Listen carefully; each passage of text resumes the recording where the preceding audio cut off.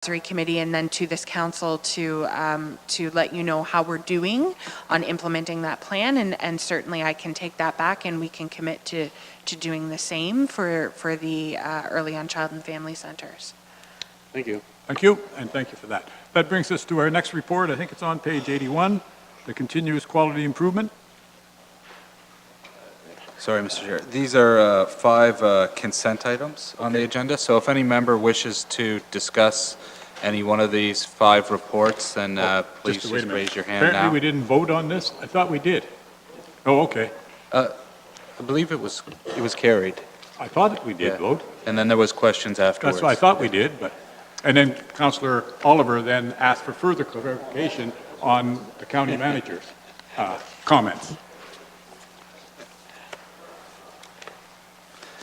Continue, please. Oh, so, no, just we have the 5 reports that are consent items, so we would seek one overall motion for all of them unless somebody wishes to note one that they'd like pulled and added to the discussion section. So if you wish for one to be discussed, now's the time to mention it. Okay, so you heard that. We have 5 items, and if anybody wishes to discuss separately or question, let us know now. And I think I saw your hand, Councillor Brunton. Yes, you did, Mr. Chairman, and thank you. I just have one on the very first one, the continuous quality improvements, and it deals with the, pardon me, I had it here, and I got to go back to it, but there's a page, gosh, I can't even read the number, hang on, 81, 82, 83, beyond page 84. The number's kind of hidden there on the bottom, and it deals with number of incidents against staff, resident to staff. And, you know, I think I understand the situation out there, but there are a large number of them there if you look at it. And I just wondered, like, how serious are those? Can somebody answer? And are there any repercussions, or where do they go? Where do they go, some of these incidents? Are they just, you know, fluffed off, or how are they dealt with? Okay, maybe we'll get you some answers. Thank you. Who would be the answerer?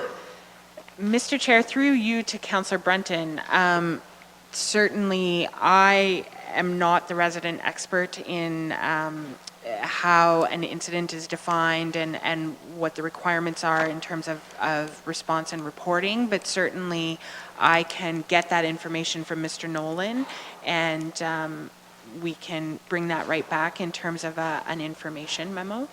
Would you be satisfied with that, Councillor Brunton? That's fine. Thank and you. he'll look forward to that.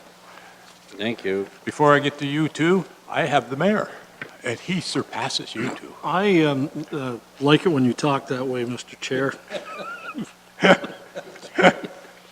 Oh, boy, I'm getting old. Mr. Chair, I want to go to page 95, if I may, and I have a couple of questions for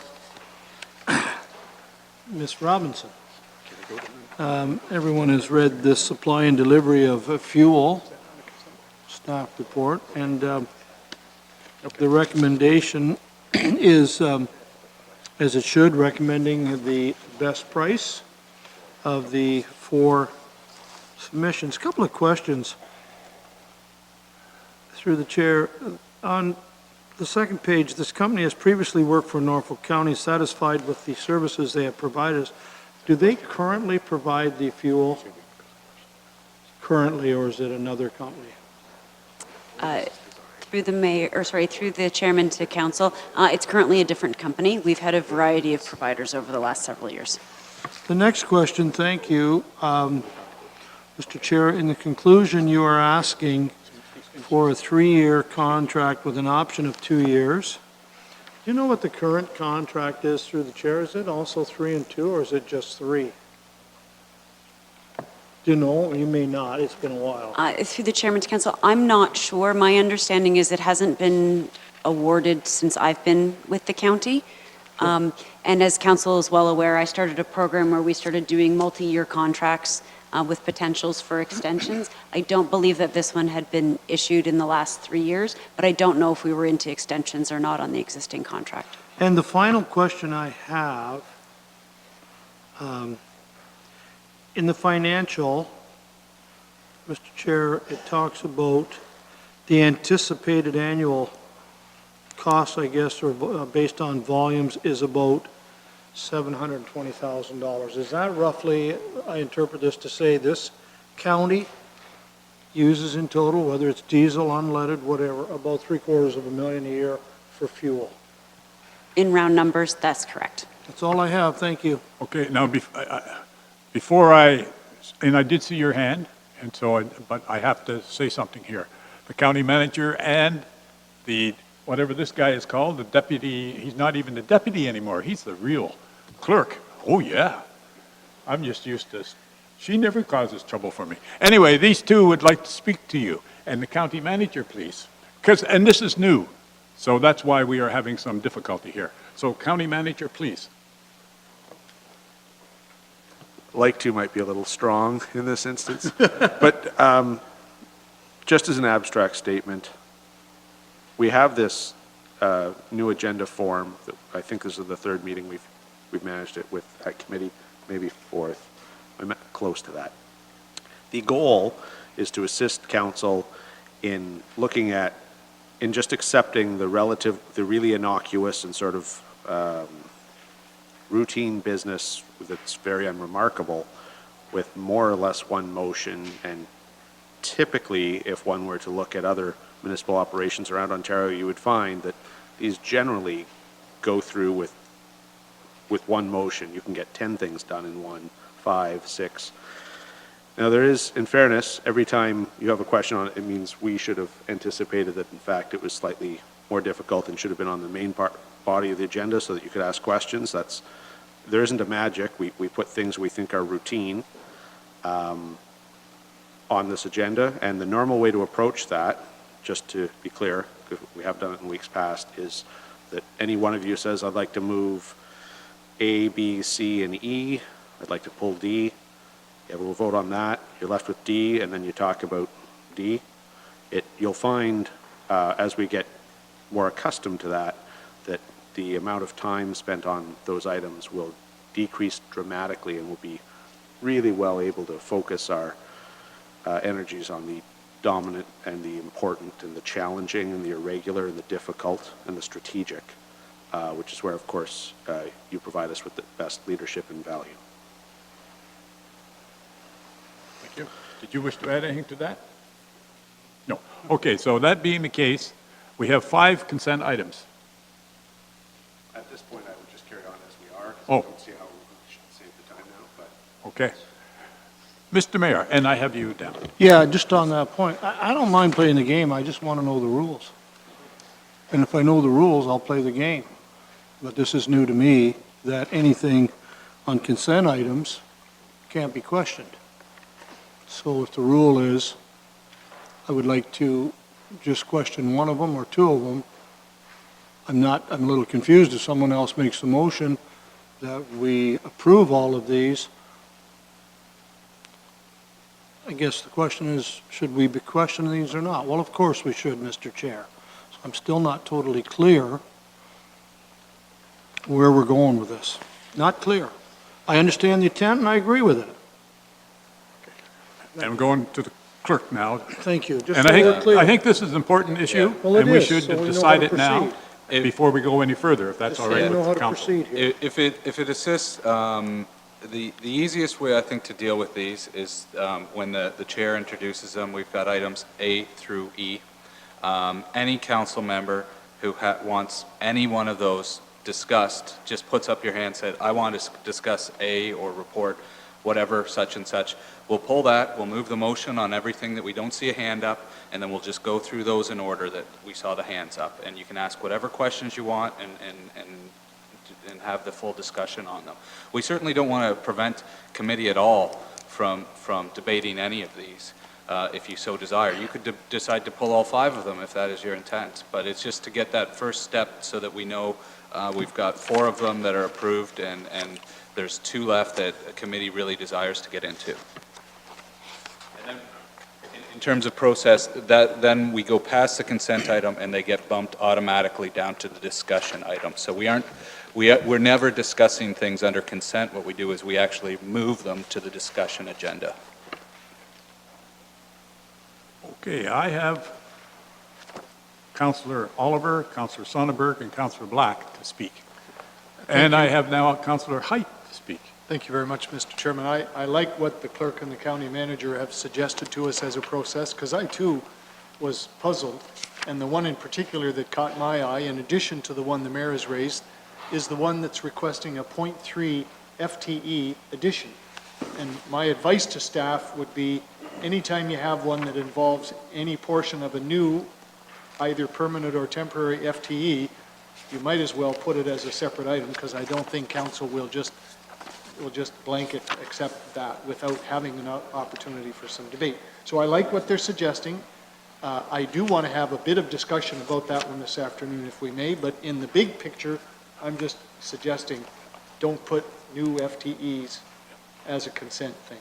Okay, here's what we're going to do. We're going to continue the debate that we have now with regard to the whole idea of these consent items. Then after we finish that debate, I'll go and ask if there's anybody that wishes to pull or debate 1 or 2 or 3 or 4 or 5 of the items. Is that fair? Since this is new. So that being the case, Councillor Oliver, you are done speaking. I am, thank you. Councillor Sonnenberg, would you like to, I got you. Yes, back to the issue the mayor raised on the fuel contract award. These have gone out to tender, they've been awarded, but then it says over about here, prices are to be adjusted weekly based on continuous fluctuations in the industry. What does that mean? Well, maybe Ms. Robinson would help us out. Through the chairman to council, the actual price that we pay depends on the actual price of fuel. There is agencies independent of everybody that have those set prices, and that's how our prices are adjusted. We have been undertaking it in this manner for probably 25 or 30 years. That's typical for fuel. Nobody can predict the cost of fuel. We're asking people to enter into a 3-year contract. The price that we would see if we had to have somebody guarantee that would likely be twice as much as we would pay if we just went to the pump somewhere. It's a mechanism that just about every municipality uses to ensure that everybody gets fair dollar and fair value for the dollar, and that we don't pay overly inflated prices to assume some of the risk. You'll recall a few years ago, we had prices that just suddenly went right through the roof, you know, and our fuel suppliers, if they'd had to pick a price and it was too low, they just stopped, they would default on the contract because they couldn't provide the fuel at that cost. So the result is that we put in these clauses. It allows for an adjustment. It's a small fluctuation, and it works out fair to everybody, and we therefore get the best price for the fuel at the time. Thank you. Councillor Black. I agree with the clerk. That's what I was thinking myself. Okay. Councillor Height. Thank you, Mr. Chair. I'm not really caring for this whole consent agenda business. And I heard from the county manager that these are routine reports. I don't find our development charge financial statement a routine report. I do and I don't. But item B, for example, and Councillor Oliver brought this up, we're hiring a 0.3 FTE despite our hiring freeze, Mr. Chair, which you will remember. And it's also a budget amendment. I know there's a lot of those that happen throughout the year, but I don't consider that a routine. And it's not really working for us. We were a well-oiled machine up until 3 weeks ago, and now all of a sudden we're debating about what item to pull. We don't know what item we're on. But anytime you deal with money like this, I don't think it should be a consent agenda. I think it should be a staff report. That's my 2 cents worth on that one. But Mr. Chair, I'm going to ask we pull item E. Thank you. Just to clarify, I was the one that did that, and this is good input for me to hear from council, knowing what exactly it helps me go forward and make the consent item a more effective tool for you. So I appreciate the feedback. Thank you. Okay. I still have, here's the story. I have Councillor Brunton next, then I have Councillor Columbus, and then I have the mayor. Did I miss anybody? Please. Thank you, Mr. Chairman. We are talking about the process here. I correct? think we're talking about Yeah. the whole enchilada, yes. Okay, well, I just kind of wondering who or how or when does this process determined? Who makes that decision? The county manager or the clerk, or how is it done? Why don't we ask him, or ask him? No, I mean, One or the other. what reports fall under this, or is there some rationale behind it all? Can you, I know how it would speed things up, but give me some more detail. Huh? Sorry? Okay, do you want to start? Through you, Mr. Chair, there are different stages of review. What happened in this instance was the agenda went up to senior management team. I hadn't reviewed all the reports in advance of that. I read all the reports on the Thursday evening before the agenda printed. I saw ones, the budget amendment one that you mentioned, the .3, I saw that it was 100% provincially funded, so I didn't imagine that it would generate, the .3 would generate a lot of discussion, but that was not considered by SLT. When SLT reviewed it, it was under a regular discussion item. It was a call on my end, but that's why hearing the input from council as this new process begins and we get started, it really helps me define, and over time you will see that you become very accustomed and nothing on that list will surprise you. It just takes a matter of us getting used to what you want on it and how I can best serve council. Councillor Brunton, continuing, please. So you're the culprit, Andy, right? No, I just, yeah, no, I just wondered, like, I guess we're questioning certain reports that are on here, and I'm just wondering, like, so it's kind of a group effort or a group that decides whether they ultimately end up in this consent item. Well, can I ask, and I know the county manager is eager to speak here, but can I ask another question? When staff prepare a report, let's say, who knows, we want a sidewalk report on something. How long does it take, if we ask for it, or we hear, how long does it take to get through the process once she has the report prepared? Because I do see them on SLT minutes that next meeting we're going to see this report, but how long does it take to get through there? We'll ask the county manager if he would Thank you. like to respond to that question. Internally, over the last 6 months, we've done a lot of work and navel gazing with respect to the report writing process. Our goal being to improve the quality of the reports put before you and provide a greater level of consistency with respect to their content. Our process involves the author of the report, whoever he or she may be, and that could be one of about 80 people in the organization, could be the original author. Depending where they are in the corporate hierarchy, it will typically go to their general manager, or of course it could be starting with one of us. When the department is satisfied with the quality of the work, it then goes to finance for financial services review to ensure that the numbers and the data contained within are of such quality that you can certainly rely upon them for accuracy. And then they come to my office for final review and edit.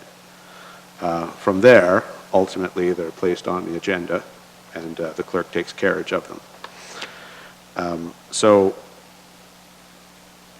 depending where you start in the corporate hierarchy, results how long it takes a report to go, because the answer is much shorter if I write it than if someone else does, for all the reasons just described.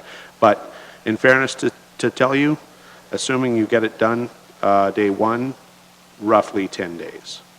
That can be shorter, that can be longer, but I'm comfortable looking in the eye and telling you 10 days. With respect to the overall consent agenda, this is we have had a couple of weeks now where we have approved every item on the consent agenda with one motion. This is a cultural evolution we're going through simultaneously. It was outright simply an error that data analysis coordinator, the .3, never should have been on the consent agenda. Just really unfortunate we're sort of having this discussion this night when we made a palpable error that most clearly needed to be one that you discuss. You will not see another one on the consent agenda that involves a hiring increase, regardless of who's paying for it, whether it's the levy or the province. That very clearly needs to be here for council. That being said, the norm around Ontario is to use this for what are fairly routine reports that you get each quarter. statistical use in long-term care, numbers out of public health or Ontario Works, or kind of our routine reporting, which you have every right to pull and discuss if you're so inclined, but generally we're going to try to use that for the daily, the kind of corporate business that doesn't require budget amendments, that isn't going to result in new staff. So I'd just like to outright apologize for that. That was an oversight that we simply made. That being said, the general concept is sort of normal routine business, and to put the things that involve new spending, new hiring, strategic vision, official plan, anything big and hard and tough goes on the regular agenda for your discussion, and the routine stuff, tick, tick, tick, we hope, will be here in the future. It has worked for a couple of times in the past. We will get it right, and we'll just keep learning and evolving as we go around, because there'll be some things you don't want on the consent agenda. If you pull it every time, even if we think it's routine, this is here for your use, not for ours. And errors are just our errors in judgment, primarily mine. Thank you. Thank you. You finished, Councillor Brunton? Yes, and thank you very much. I understand the process. Thank you. Councillor Columbus, you're next, please. Well, this cultural evolution, the way the county manager put it, it can be challenging and hard to accept. And if we're finding it that way with some of these instances, like the employee thing or even the tendering process with the fuel, I just wonder when the new councillors get on here in 2018, they would really be lost. Like, I don't know how you handle it then, because it's important for a new councillor to know all the facts and figures. So I just wonder if you can comment on that, Dave. I would suggest to the councillor that, in fact, I'm careful how I phrase this, but a new councillor will find it, we will do very effective training after the next year's election, and I think they won't know the difference. And so when you're taught, it's like growing up with a metric system. Who uses imperial here? I use metric. I don't know I know what a mile is. I know what a yard is because I like football, but the heck of a lot of I have no idea, right? I grew up under metric. So metric's what I'm comfortable with. I think that's the analogy I wish to use. So new system versus old. This is quite common around the province of Ontario, and it's a really effective mechanism to help when you have huge volumes of information, an enormous number of decisions you have to make weekly. There's got to be some way to sort of manage that, and the consent agenda is the very best tool of which the clerk or I know. All right, Councillor Columbus? Mayor Luke, please. No, Mr. Chair, I know we're discussing a process here, but I think we need to figure it out and get on with it, because we can learn new tricks, this whole bunch here. If we know the rules, we can play it. Okay. I have no problem. Coming into this meeting, I did not realize how we were going to handle questions for these 5 items under consent. I have no problem with the clerk or whoever else on the staff says these are consent items, because now I know that if I wish to discuss or ask questions on any one of them, the chair will give us that opportunity and say, are there any of these 5 consent items this evening that anyone would like to chat about? And if there are 2 items, we make a motion for the other 3, then we get on singly to the 2. I had a question, and only one question on these 5, about the supply and delivery of fuel. A $4 million contract over the next 5 years. Councillor Oliver had a question involving FTEs. That's important. Councillor Haidt had a question on development charges. Yes, reserve fund. That's important. So I don't think the clerk or any other staff member should be scratching their head. I wonder what this council will discuss or won't discuss. Put them under consent, and we will have the opportunity that I can pull a number D and Mr. Haidt, et cetera, et cetera. Simple. I have no problem. Because we might hit a night where there's no questions in any 5 of them, we save ourselves a half an hour. Mayor Luke, I just want to say, that's why I like you. You're a simple person. Councillor Geisens. Thank you, Mr. Chair. I'm on page 96, and I'm looking at what the regular gas, the clear diesel, the colored diesel, and then there's a total combined. And I'm assuming, are we looking at the lowest? To me, what we need to know is what of those three do we become or use the most? The others may be a lot less than the others have, but they come up with a lower, but we have more gasoline. So why is that combined total there for? Buy your gas for whatever you can buy it as cheap as you possibly can, but you have to look at whether gasoline is more expensive than diesel fuel, and in the end, we may end up paying more than what's here we're showing under combined. That's my first question. How do we come up with that?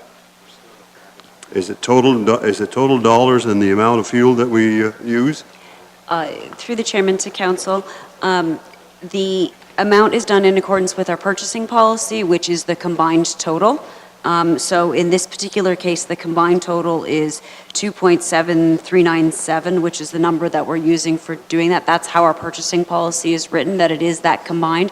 We do certainly look at the different prices included in that. Our contract is not written that we buy each product from a different manufacturer or from a different supplier. So we do have to award it on an aggregate total. Well, to me, are we getting the best bet for our buck? Then some may be higher. Let's look at the second one down, and I'm not going to put the name out, but let's say that we use 50% of our fuel at 50, and diesel fuel is higher from the other one with whatever, and in the end, we still end up with a higher number. I'm talking about the total dollars that you spend on fuel. Yes, absolutely, and that's part of the considerations when we put this chart together, is to make sure that, if I can try to put some words in your mouth to make sure that I'm understanding what you're saying. What you're concerned about is that based on this, if, say, 95% of everything we purchase is unleaded gasoline, Yes. and if the combined price ended up being differently, at the end of the day, the dollar value wouldn't end up being the cheapest. We have checked that in this case, and it is Okay. it is fine in this case. Okay. The other question that I have, it's under financial services, and maybe somebody can tell me here, what is the $720,000 net HST? Is that the HST we will be paying, or what is that? Through the chair, with HST on fuel, we pay the HST up front, and then we claim it to the province or the feds because it's a combination, and we get that claim back. Okay, it also talks about impact of an approximately $43,000. What, the 2018, is that the additional cost of fuel for $43,000, or what is that number? The 43,000. You answering that, James? Through the chair, that is our estimate on the levy impact of that pricing. We're also considering of keeping the levy the same for 2017. Okay. We haven't completely decided that yet. Thank you. That's it. Okay. Councillor Height, you're on next, please. Thank you, Mr. Chair. Just on the consent agenda itself still, before we can go through the other reports, I think one of the things that we're missing here at council is the public. When you have a consent agenda like this, normally I'm on Conservation Ontario and we do huge masses of them, and you're moving stuff that you would find in our information session, not so much reports. But the public itself, the viewership, they only have one role at council, and that's as an observer. Well, it's very hard for them to pick up the game if there's no introduction from our staff on a staff report. And then we start asking questions based on paperwork that only we have a copy of, because I'm sure a lot of the seniors that do watch the show, Mr. Chair, don't click on our agenda, even though it's nicely organized and easy to find now, thank you, Mr. Clerk, to actually follow our paperwork. A lot of them follow it as they watch the show. And by moving it around like this, you're basically taking out a lot of their ability to follow it. And, I'm not liking the thing, Mr. Chair. That's all I have to say, and I'll wait for Report E to come forward. And hopefully there's a staff introduction report to it first. Okay, councillors. It has been suggested that we do one of two things, either approve A, B, C, D, and E as consent items, or you approve what you want as consent items, and we have further discussion on what you don't want on as a consent item. Councillor Black. Mr. Chair, I'd like to move the consent item list. All 5. Do I have a seconder? And that would be you, Mayor Luke? Okay, I have a motion on the floor that we approve all 5 consent items as they were presented to us. Discussion? No discussion. All in favor of that motion? I look around and see 5. Those opposed? I look around and see 4. Motion is carried. Now, I think to be fair, before we move on, both the county manager and the clerk has heard the discussion. At your next meeting, please consider the items that were discussed around this table. Thank you very much. For tonight, we will continue. Page 95, I believe we are on. Oh, was somebody want to speak? I think we have finished that item, have we not? Okay, we are now going to page 95. We've done that. Let's keep going. 1:15. For those of you who have a watch, we're at 1:15. Boy, the time is not going too quickly, is it? 1:15. All right, that deals with the gas leak cost.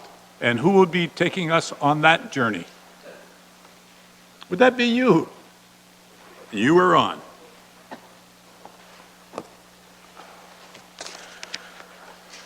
By far and away, the most important item is that the residents of Norfolk County are safe.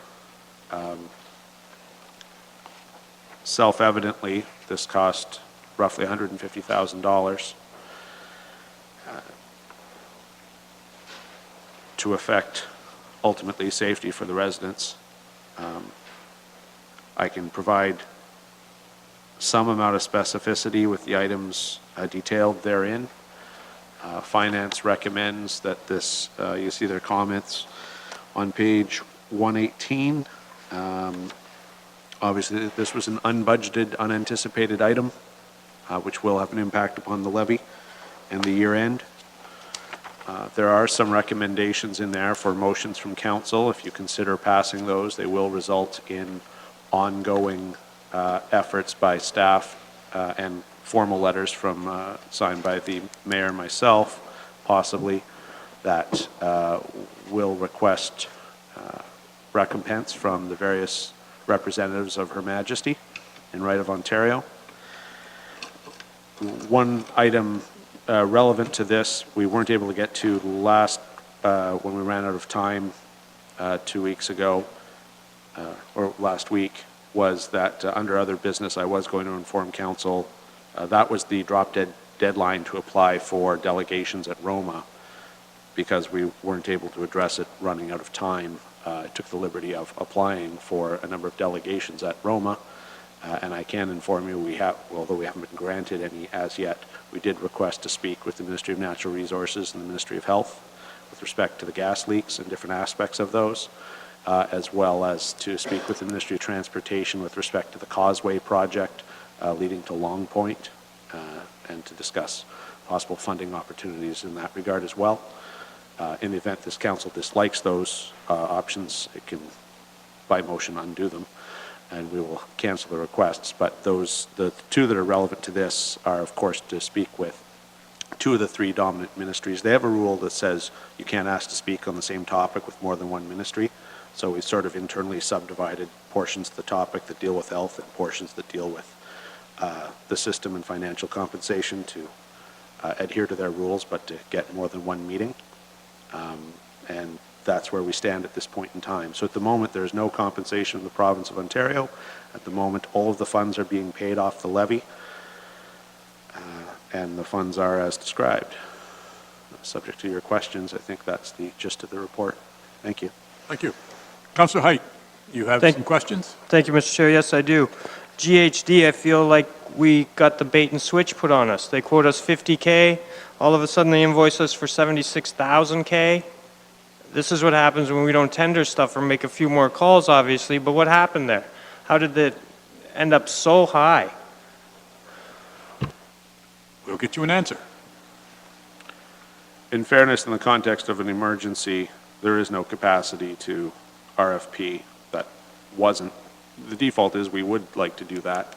Obviously, in this instance, that could not be done.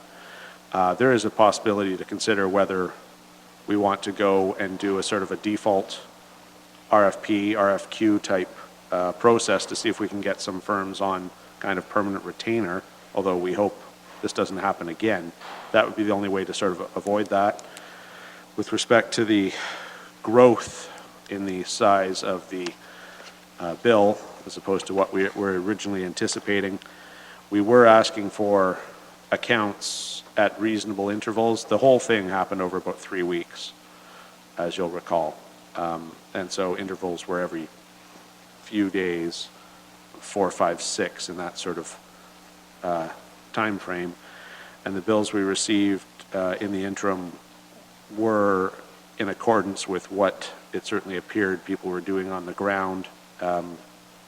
Ultimately, they didn't include the sort of more generic costs. They were sort of, which they only got around to adding up at the end. In fairness to GHD, it too was working fairly hard in a quickly evolving situation that had a lot of stress in it.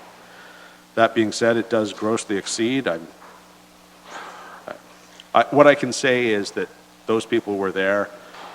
Staff from finance and staff from public health went over the items painstakingly with the company because we too were displeased. And all I can say is we challenged that, and at the end of the day, those numbers unfortunately reflect the services that were delivered. Okay, thank you for that. Anything else? Yeah, I'll move the recommendation in the report, Mr. Chair, for what it's worth. If you would just wait, I had Councillor Columbus first, and I'll come back to you to move the recommendation, if that's all right. Councillor Columbus. Yes, Mr. Chairman, I have 2 questions. What would have happened had we not acted at all on this situation? You know, we didn't get people to monitor in, we didn't move people out. Would then the Ministry of Natural Resources, or the Ministry of Environment, or Ministry of Health, would they have had to act and pick up the cost here? Put your crystal ball on, please. There is some complication to, it's hard for me to give you a 100% accurate, straightforward answer. I can tell you that the best example of what happened was action a year ago in Leamington, Ontario, where there too the municipality had to come into play, as opposed to, I think more commonly with sort of gas leaks like these from formerly or currently commercially producing wells are usually more remote from human beings. Most people don't live right next to a gas well. I'll just make that as a broad statement. Backing up from that, if we hadn't incurred these costs, the real problem and what we're asking to speak with the Ministry of Health to be abundantly clear is there is no protocol followed by Her Majesty and the Ministry of Natural Resources and Forestry or the Ministry of the Environment and Climate Change to notify human beings when they find dangerous health readings. We know from the federal government regulations through fire that anything above 5.0 parts per million can cause health effect, and that when you're getting around 80 and 100, from there and up to 1,000 is somewhere where it becomes fatal. And it's different. It's just like saying as I understand, I'm not a doctor, but it's like saying I got stung by a bee. It doesn't hurt me, it kills you. There's a wide variety of human experience, and so we had readings that were well over 100 multiple times, which is why we really needed to be shut down, because you don't know what that's going to do to any given person. And so that's why we had to react. What would have happened if we weren't there? I can't say.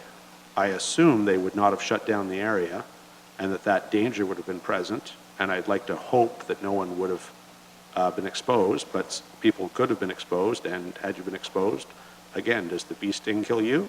Maybe, maybe not. But it can. We all know that. So there's no way to tell what we've avoided.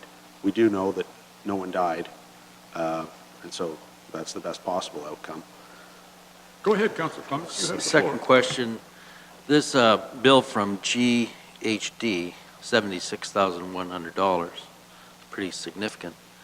And would it be worthwhile being that we have other gas wells that are acting up, would it not be worthwhile to look into purchasing this monitoring equipment so our staff could be trained on it?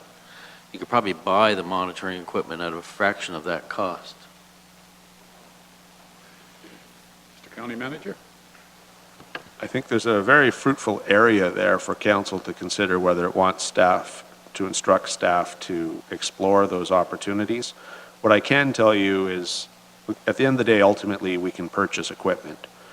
The challenge comes from who uses that, because what Norfolk County has been doing, a municipality, like the report says, we have a lot of people who understand how to respond to emergency.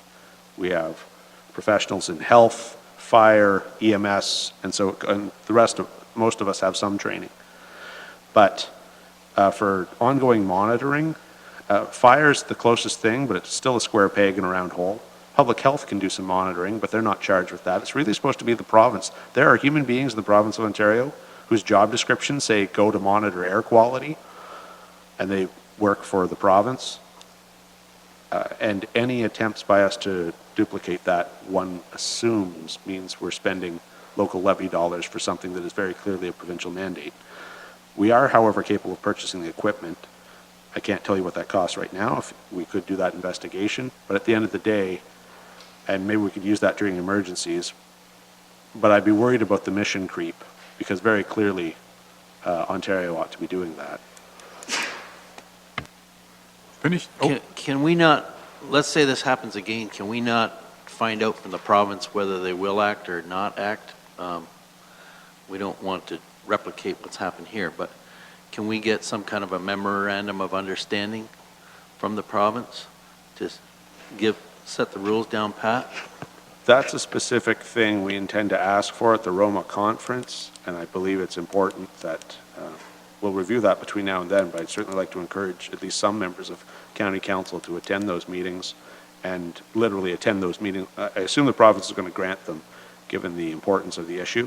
And I would invite and encourage county council, as many councillors as are able and inclined, to come and attend and to help with that show to demonstrate the importance of the issue to us. But yes, I think that's what we ought to be asking for.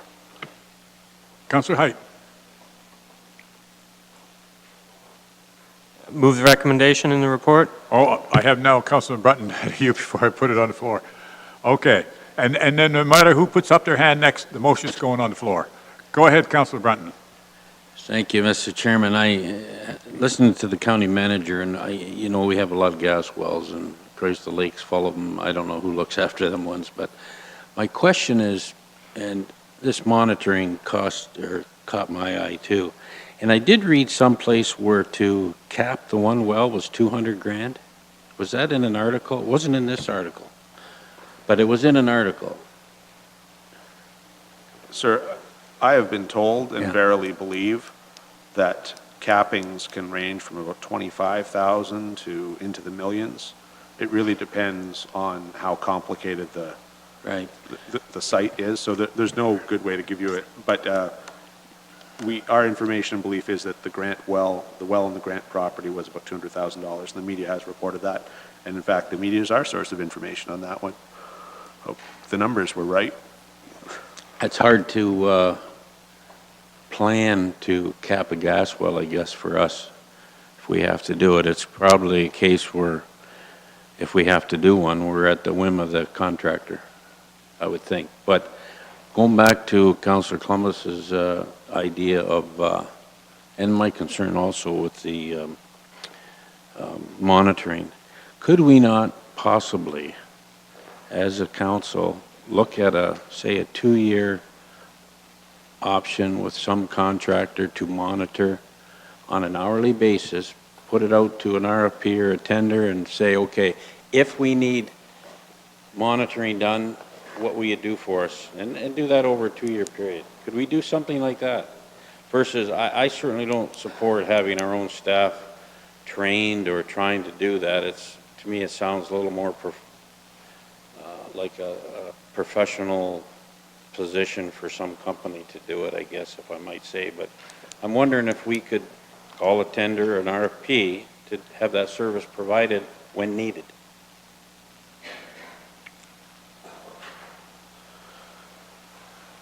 The province of Ontario is charged with inspecting all gas wells operating, and then it has a program to plug abandoned wells. It has an inspection program that presumably it deems adequate. And that inspection is, well, we've never got a straight answer, so I can't tell you what the actual frequency is. I assume one exists, and more than once per lifetime. I could be wrong about that. What I can say is that the Ministry of Natural Resources and Forestry has been very cooperative in working with county staff. We're attempting to go out and look at any well on county property as a starting point to look in the Norfolk area. And we're doing everything we can to encourage them to increase their inspections in the Norfolk County area, if only because we've had a number of these incidents recently. Could we go to contract to look at that being done? Yes, but right now I'm really hopeful that our cooperation and collaboration with our friends and partners at the Ministry of Natural Resources and Forestry bears some fruit. And if we can avoid incurring an expense, if we can come up with something reasonable with them, and they do have the skills and expertise and equipment, then we could avoid that expense. So I think the idea is well conceived. At the moment, I'm hoping it's premature because we're sort of working with our partners, and hopefully we can come up with something that avoids that. Either way, we are going to need to provide further reporting and information to you and to members of the public in due course as it comes available to us. And I think we'll have more to say come late January, early February than we do right now. But this is where we're at. Well, I guess I'm willing to wait, but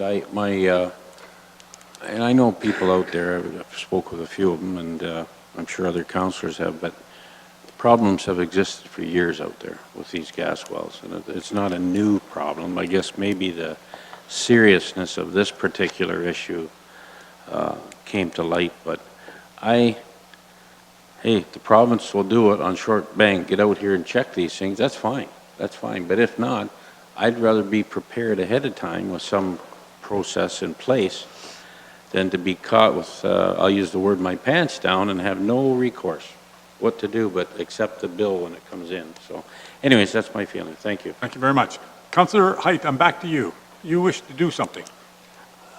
I suppose, Mr. Chair, I would like to move the recommendation in the report. For what it's worth, Mr. Chair, I doubt we'll see a nickel, and it's probably a waste of a paper and a stamp, but yes, I will move that recommendation. Thank you. Do we need a second? And Mayor Luke, you're seconding that motion? Mayor Luke has seconded. Any further discussion? All in favor? Carried unanimously. All right. Does that bring us to the next item, the Comprehensive Insurance Program Review?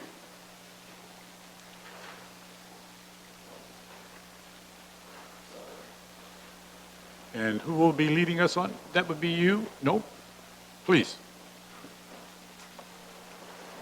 Thank you, Mr. Chair. Through you to Council, in front of you is a report that was directed to staff December the 13th, 2016 about the Comprehensive Insurance Program.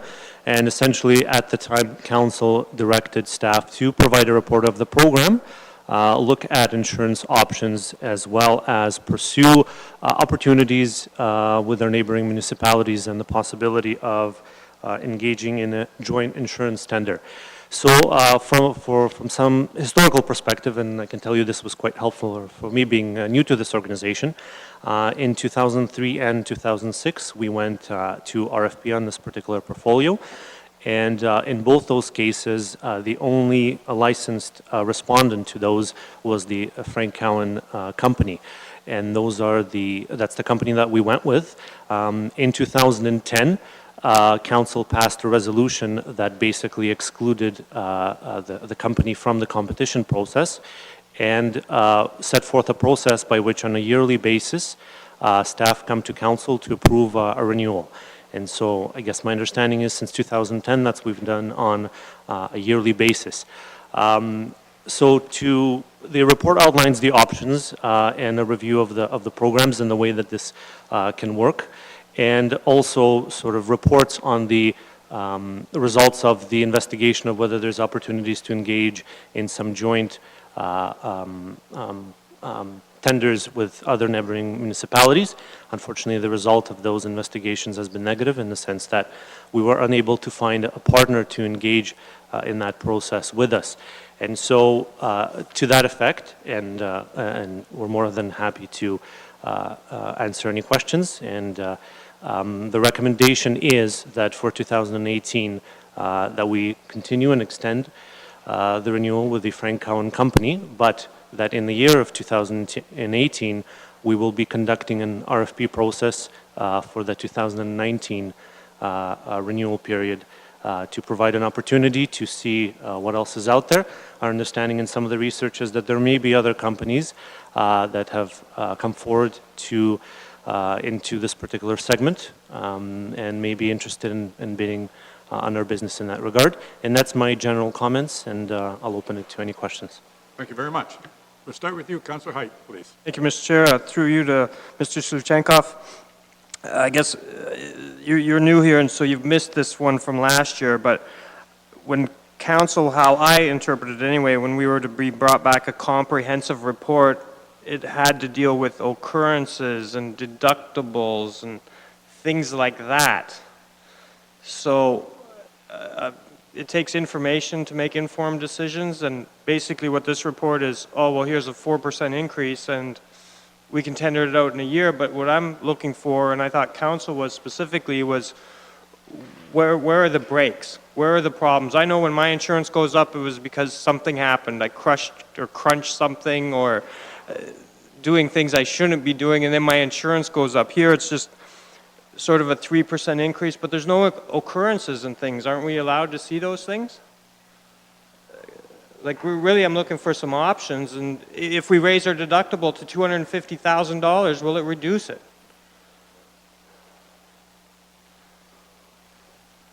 We have an answer for you.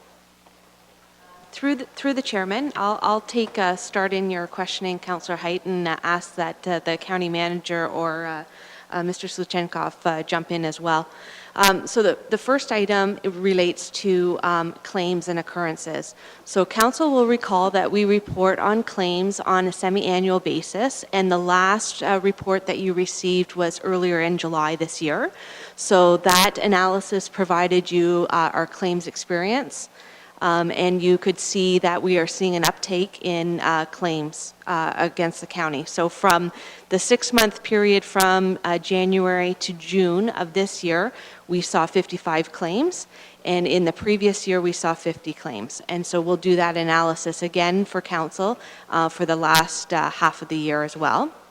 With respect to deductible levels, that is the next sort of step in the process, is once we receive our renewal, and I must caution council that in the financial comments it provides an estimated amount. We have not received our renewal notice for this year from the Frank Cowan Company. So generally speaking, we get that in early November. We're about to get that probably towards the end of next week. And that's an initial discussion they have with the county presenting a renewal amount. Then we do some negotiations and we look at different factors. Do we want to increase deductible levels in this sort of portfolio to offset or reduce some expenditures? That hasn't occurred yet for this year. The second part of that answer as well is, as we look at deductible levels, that's something that we want to discuss in closed session, certainly on the advice of the county manager. From a legal perspective, we don't want to hinder the county's ability to defend those claims. So that is new, but it's certainly something that will be reviewed. We have two additional reports coming forward. Of course, if council approves this report, we'll be looking at our renewal with Frank Cowan and do some negotiating, and then that renewal report will come forward to council with some of that analysis and data that you're looking for. And when will that report come? It's scheduled through the chair, it's scheduled for the December 5th meeting. We anticipate getting that notice from Frank Cowan in the next week. We'll do some internal analysis here and some negotiation, and it will be presented at the first meeting in December. Thank you, Ms. Darlington. Thank you very much. And I do have another speaker, and that would be Councillor Oliver. Thank you, Mr. Chairman, and thanks to staff for this report. It does, my recollection is that this is exactly what we asked staff to do, to bring back options to us relative to the tendering process, and I appreciate that. I remember, I think I was the one that suggested or asked that we contact our neighbors and look at possible joint bidding.